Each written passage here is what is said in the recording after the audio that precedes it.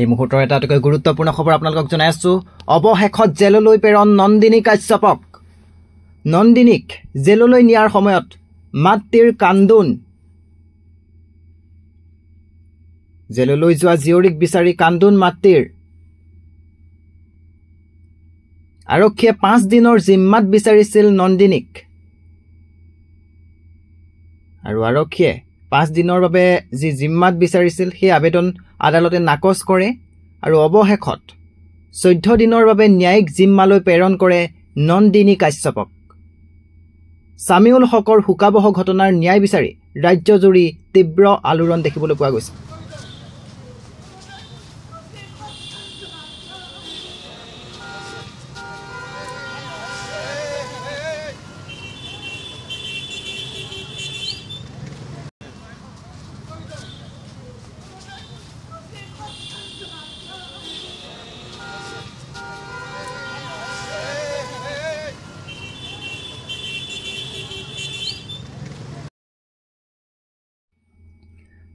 আৰু আপোনালোকক দেখুৱাইছো সেই দৃশ্যাংশ এনেদৰেই কান্দোনত ভাগি পৰে মাতৃয়ে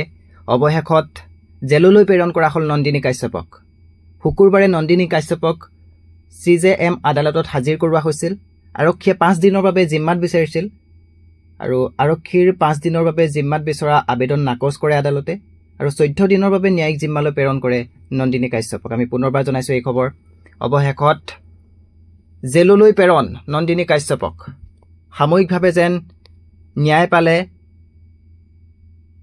সামিউল হকে এনেদৰে লৈ যোৱা হ'ল নন্দিনী কাশ্যপক জেললৈ আৰু জেললৈ নিয়াৰ সময়তে কান্দোনত ভাগি পৰা দেখা গ'ল মাতৃক শুকুৰবাৰে